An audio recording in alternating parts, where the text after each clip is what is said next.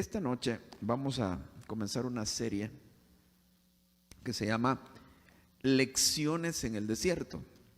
Esto es lo que acá en nuestra iglesia le llamamos Discipulado 2. O sea, este material existe en forma de lecciones. El Discipulado 2, el Discipulado 1 son doctrinas básicas, son los rudimentos de la doctrina de Cristo, pero el Discipulado 2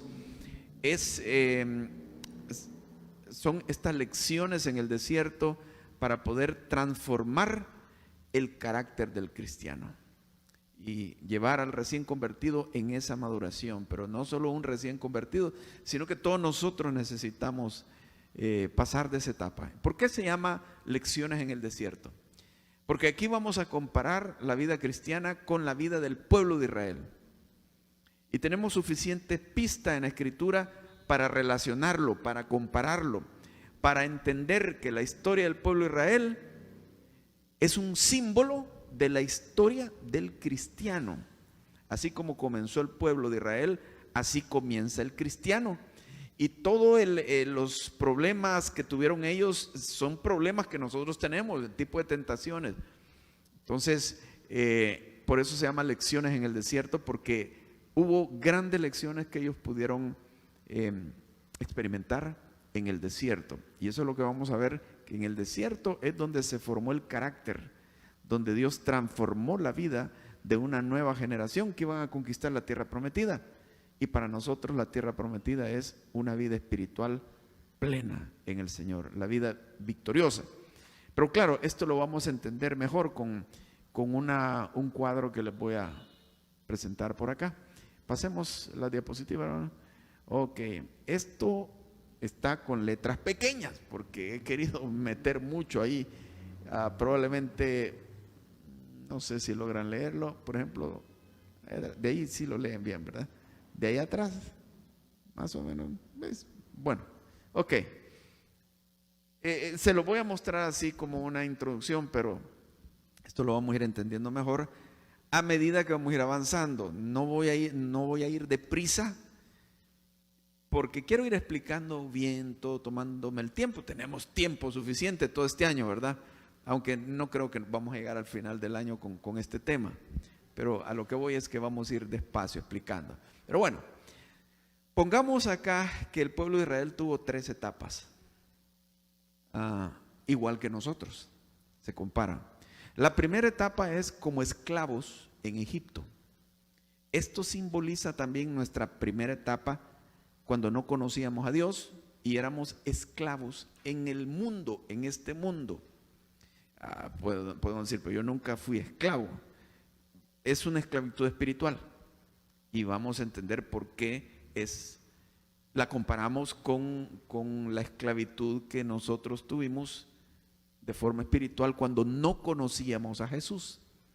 Esa es la primera etapa, en Egipto. La segunda etapa es en el desierto.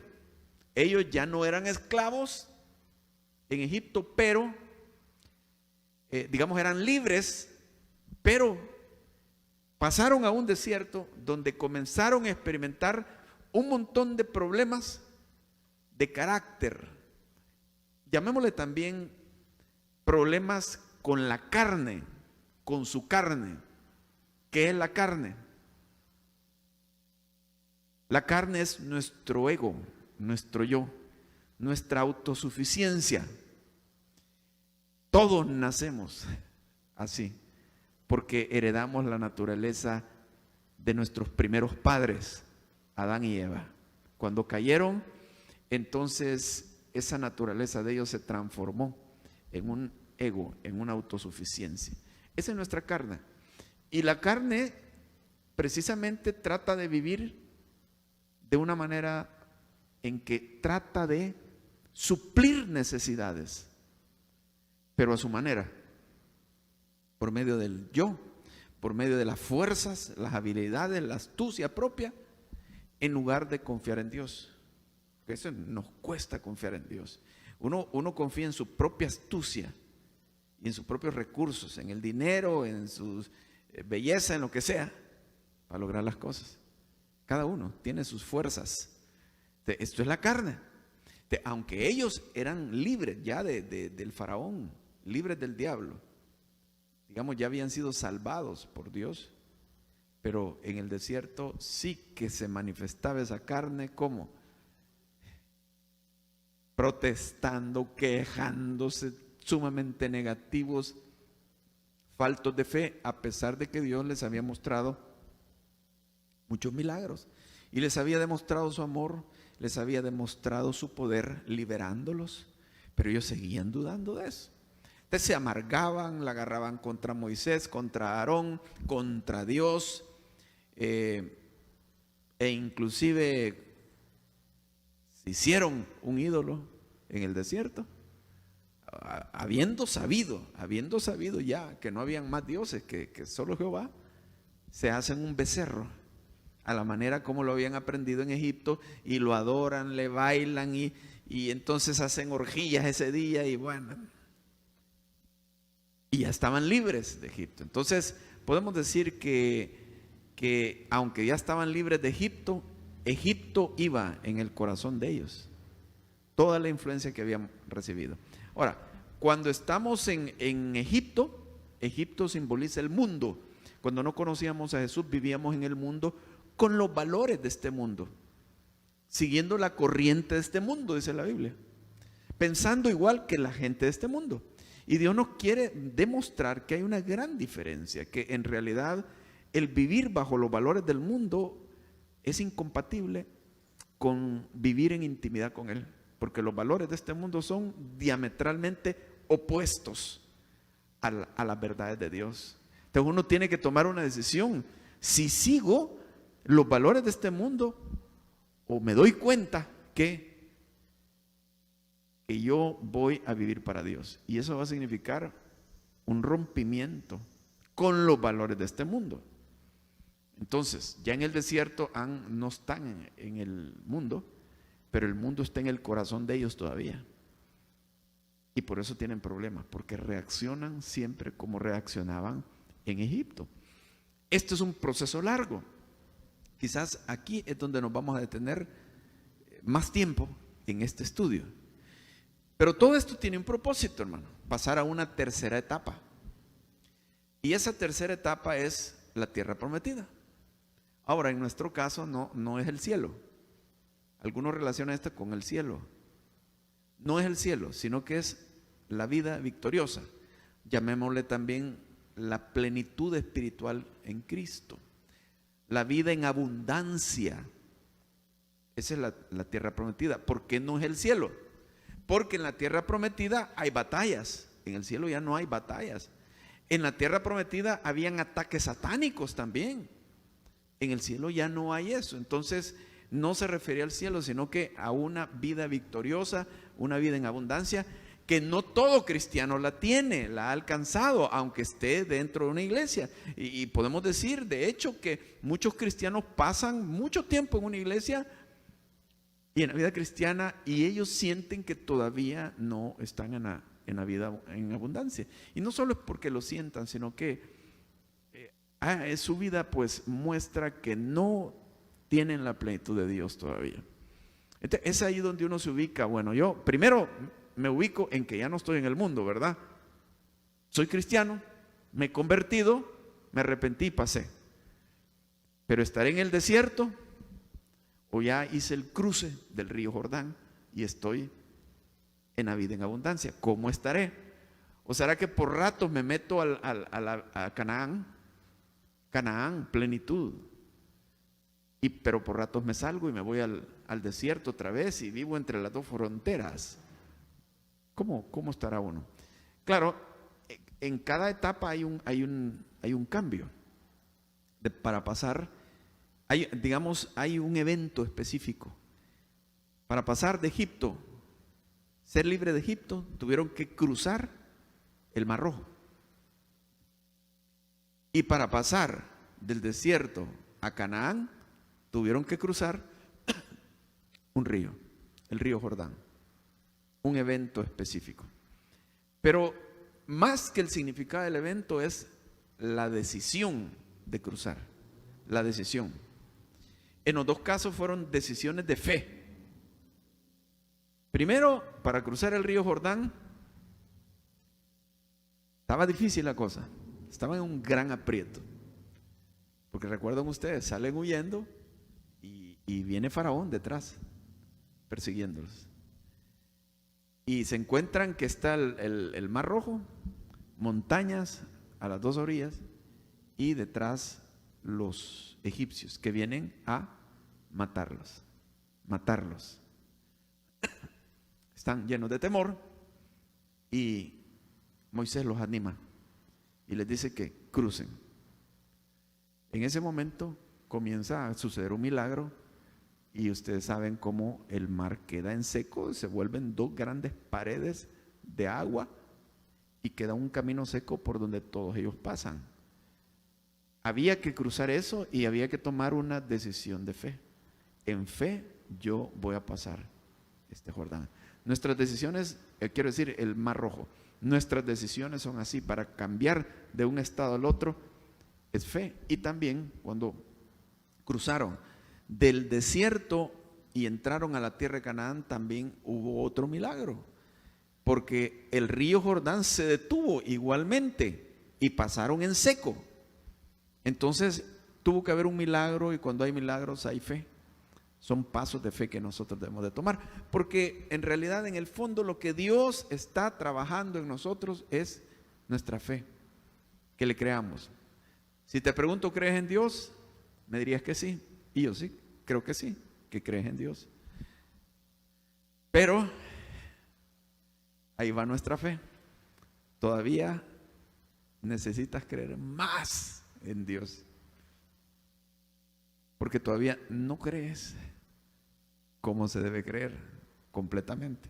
Y esto es lo que Dios constantemente les atribuía a los hebreos en el desierto, su incredulidad. Habiéndoles demostrado tanto, todavía seguían dudando.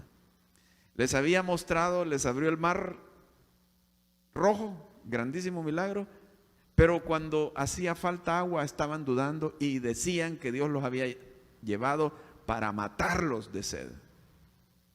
Si Dios pudo hacer aquel milagro y Dios les daba todos los días el maná de forma milagrosa, y Dios había hecho juicios contra los dioses de Egipto, ¿cómo no iba a darles de beber? Y siempre lo hizo, nunca se murieron.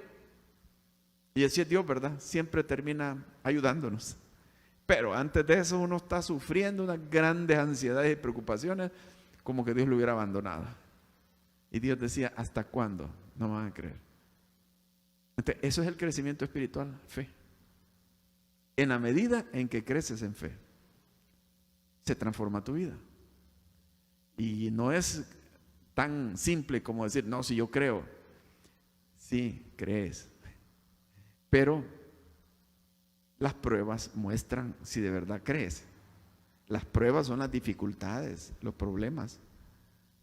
Ahí es donde se demuestra, ahí es probada la fe. Porque en la dificultad, ahí vienen las dudas. ¿Qué voy a hacer? ¿Voy a reaccionar conforme a mis dudas o me reafirmo en Dios?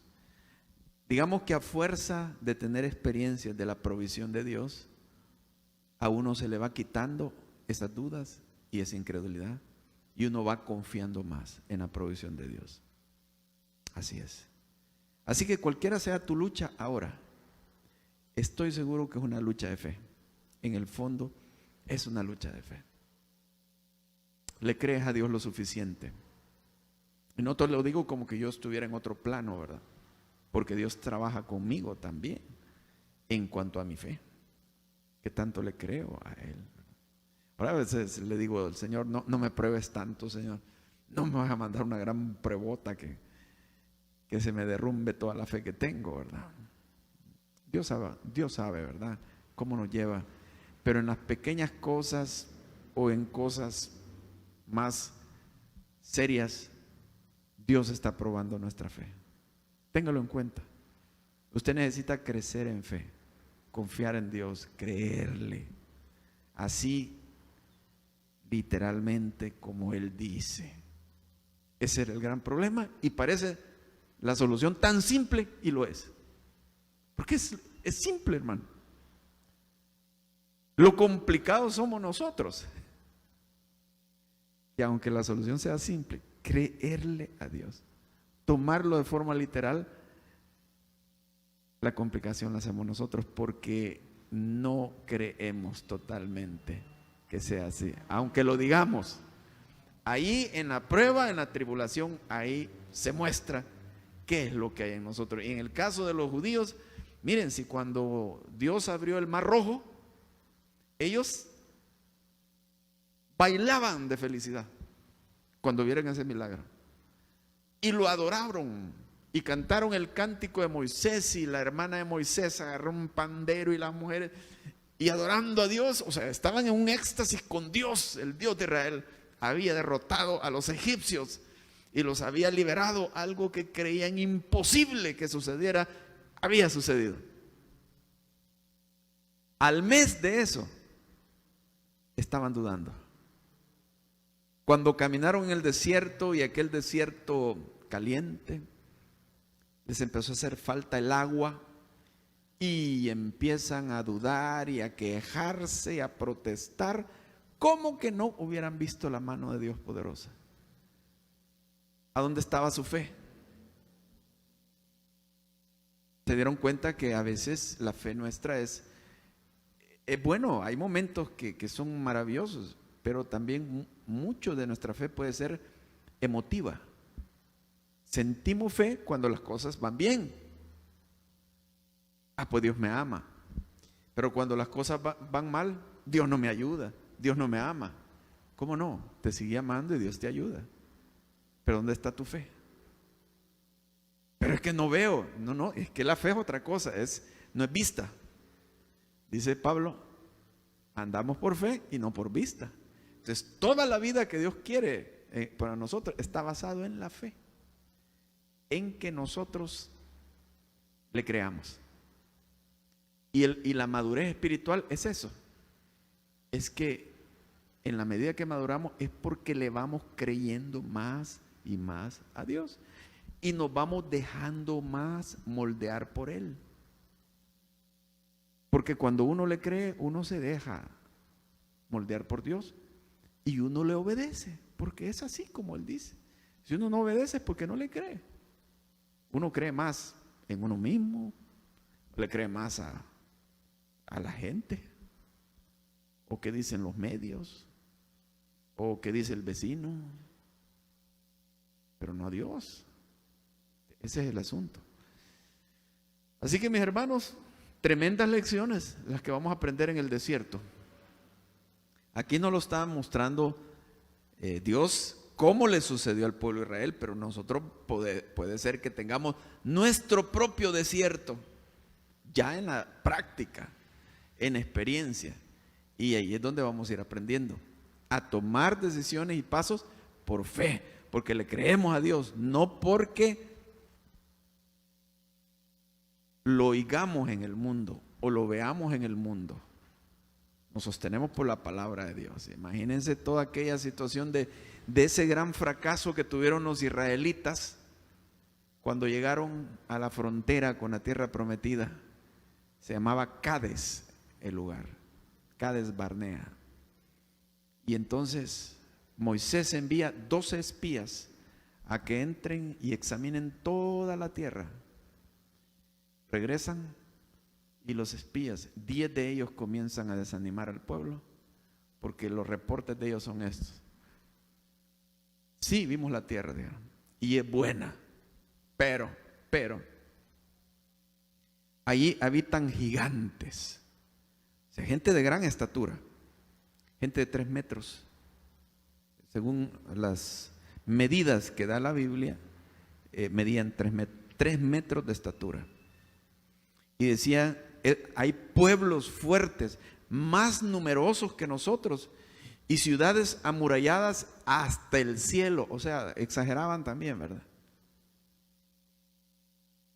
¿O qué quería decir? Que eran murallas altísimas.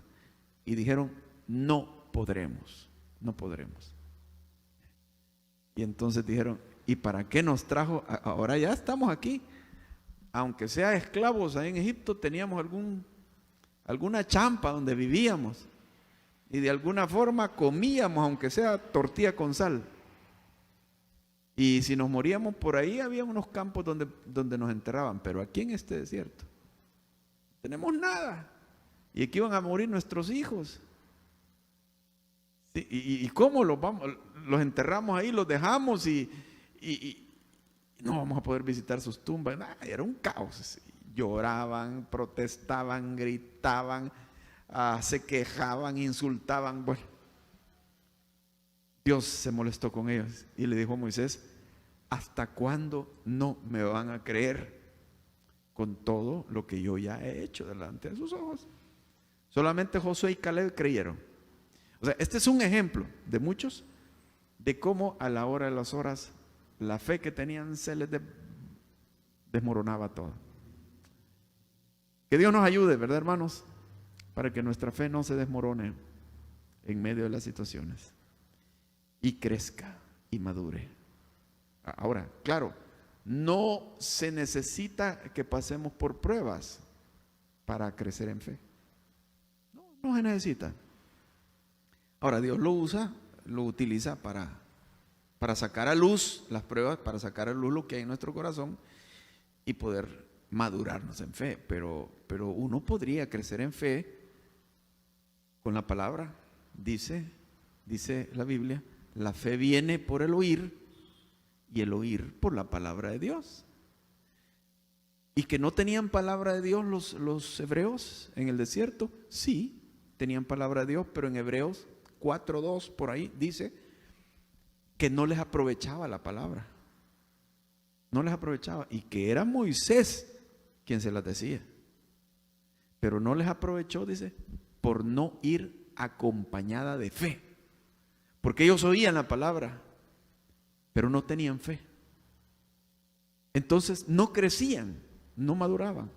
Porque, hermanos, cuando nosotros creemos la palabra, después Dios nos da otra palabra y la creemos y en esa medida vamos edificando y vamos creciendo y madurando en fe.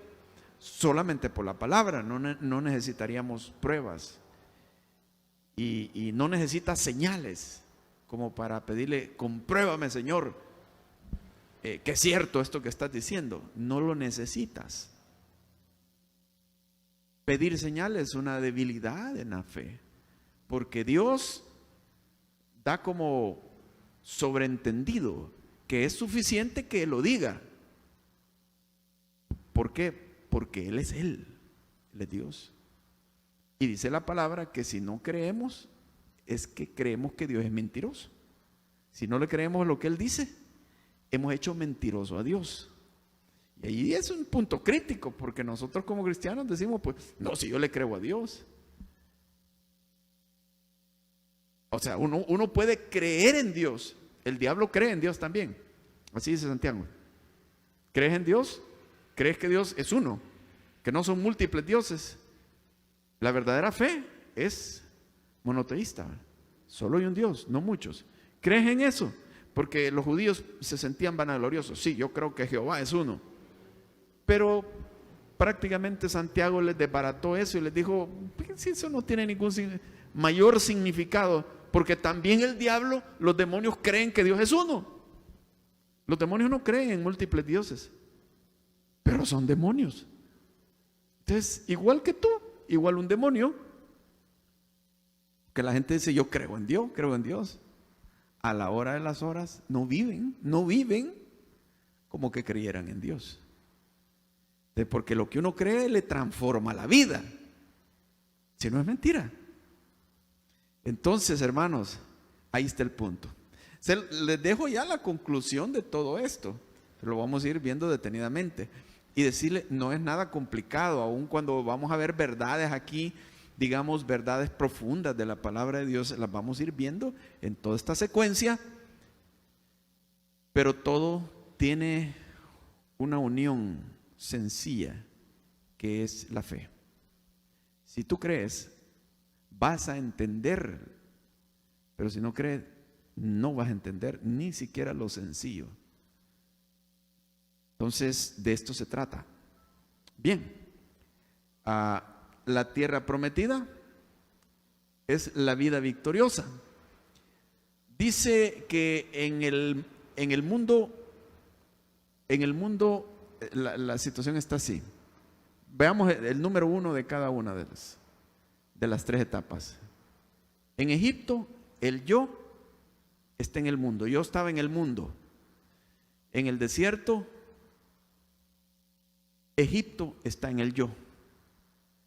Y en la tierra prometida, el yo está rendido, doblegado a Dios. Segundo, en Egipto, yo estaba sujeto a Satanás. Claro, alguien puede decir, no, yo nunca seguí ni adoré al diablo. Sí, es que uno no lo sabe, pero la palabra dice que estábamos bajo la potestad del príncipe de este mundo, siguiendo los deseos de la carne y de los pensamientos. Estábamos sujetos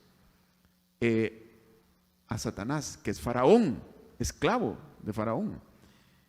En el desierto estoy sujeto a mi yo, a mi ego.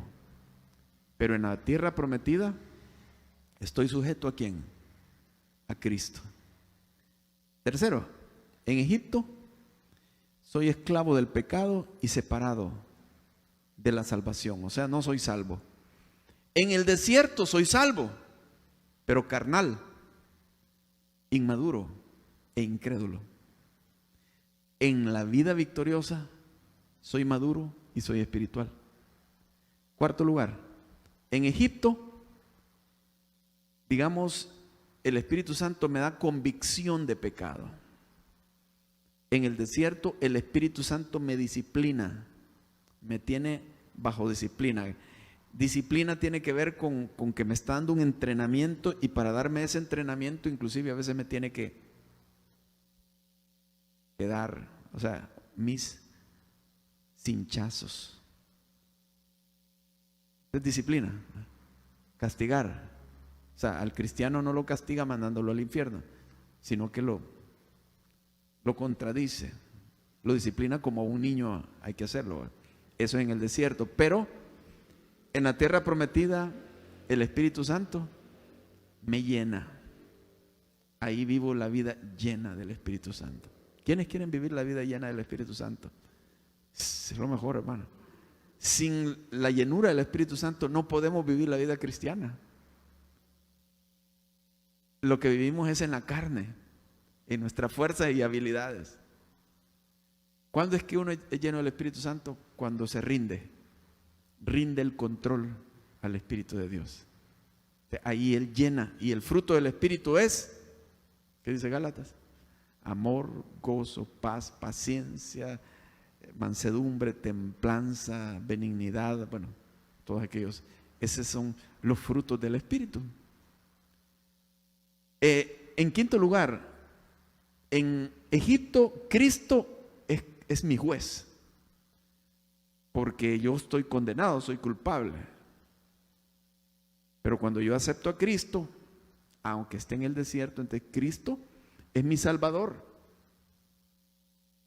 Y en la tierra prometida, Cristo es mi Señor. Más que mi Salvador, es mi Señor. Yo puedo decir, sálvame Cristo, te salva. Pero es mi Señor cuando yo le obedezco. Es el que me manda. Entonces, en la tierra prometida ya sucede eso. En sexto lugar, en el mundo, en Egipto, hay un dominio de Satanás. En el desierto hay una influencia de Satanás, porque ya no estamos presos, esclavos de Faraón, somos libres. Pero Faraón está dentro de nuestra cabeza, de alguna manera influencia. Miren lo que hacían los israelitas. ¿Qué pensaban cuando tenían problemas? Decían, mejor volvámonos a Egipto, sometámonos otra vez a Faraón, porque aquí vamos a morir, y allá aunque sea que nos dé de latigazos y nos golpeen y nos humillen, pero al final nos dan los frijolitos con los que seguimos comiendo. Esa vida era la que querían, a costa de que eran reos, que los tenía del pelo. Pero se habían amansado. Pobrecito. Y ya estaban libres de Faraón y siempre pensando en volverse. O sea, siempre hay una influencia, aunque ya no estamos condenados, somos salvos, pero hay un recuerdo del mundo y hay una intimidación espiritual de que si no seguimos el patrón de este mundo nos va a ir mal. O sea, no nos atrevemos a vivir como libres, porque ahí está Faraón, está Egipto todavía en la cabeza. Pero en la tierra prometida, Satanás, ¿qué hace? Siempre ataca, pero ya no nos tiene intimidados. Ya no estamos sujetos al diablo, ni nos intimida, pero nos ataca. Porque esto es lo que pasaron los israelitas. Llegaron a conquistar, pero Satanás lanzaba ataques, pero vencían. En el desierto, digamos que Satanás ni necesita atacar. ¿Saben por qué? Porque ellos solos se derrotaban. Los israelitas en el desierto, como todavía están carnales, no necesita atacarlos el diablo. Su misma carne los derrota. Así que esta es la situación. Ahora, para hacer estos dos pasos, el primero, siempre la gracia de Dios liberándonos y ayudándonos, ¿verdad? Es un paso de fe que debemos de tomar nosotros. Y esto es nada más la introducción que doy, pero es como para prepararnos, hermanos, que si vamos a escuchar estas enseñanzas, si hemos entendido esto, que pongamos en nuestra mente, le debo de creer al Señor y debo de dar pasos de fe. Tanto así fuimos salvos, porque entendimos, solo Jesús salva. Yo lo entendí, yo recibí a Jesús, pero no había entendido bien. Hasta una noche, allí en mi casa, vivíamos en Amiramonte, me puse a leer un folleto evangelístico y como que algo me decía, no has entendido bien. ¿Cómo está este volado? Me puse a leer y hablaba de la fe, porque yo había aceptado a Cristo, pero hasta ese momento yo entendía de una forma católica la conversión. O sea, se trataba de que yo me volviera más religioso, porque en el catolicismo, por ejemplo, alguien que se acerca a Dios es que voy a empezar a ir a las misas. Eso es lo que hace. O voy a ir a las fiestas religiosas, o sea, hacer algo, sin entender, solo porque nace un afecto religioso, entonces uno da pasos de ese tipo. Así lo estaba haciendo yo, así había recibido a Cristo. Pero cuando me puse a leer ese folleto que me explicaba que yo no me podía salvar a mí mismo, que la religión no me podía salvar y que la vida consistía en que yo le creyera a Dios, confiara y que recibiera a Jesús por fe. Y que en ese momento que yo lo recibía por fe, Dios me salvaba, me salva por la fe. Y yo leí detenidamente ese folleto, una noche me acuerdo. Ahora entiendo, dije. Y ya tenía días de haber aceptado a Cristo, no sé, días o semanas. Ya estaba yendo a la iglesia. Ahora entiendo. Pues Señor, si no lo hice bien, si no te recibí como debía ser, ahora sí. Ahora entiendo que yo no me puedo salvar con una vida religiosa, que yo no tengo méritos, sino que todos los méritos están en ti. Y que si yo te recibo como mi Salvador y Señor, tú me regalas la salvación.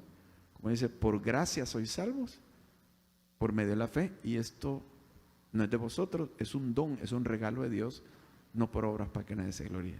Y el folleto, simple y sencillo, hablaba, haz esta oración de fe y si recibiste a Jesús, has recibido la salvación.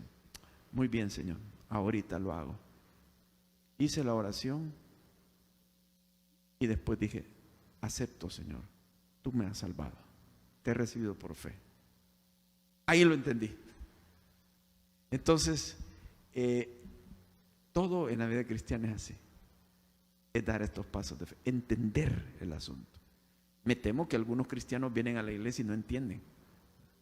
Oyen, pero lo toman de otra manera, de una forma religiosa, intelectual, o queriendo encontrar alguna terapia de alguna forma. Uno no conoce las cabezas y los corazones, hermano, de la gente. Y eso es razón por qué muchos llega un momento en que se desvían, ya no siguen adelante, o su crecimiento está estancado. Así que pon eso en tu corazón, de dar pasos de fe. Y ojalá que te intereses en continuar este estudio, porque es maravilloso. Vamos a orar en este momento.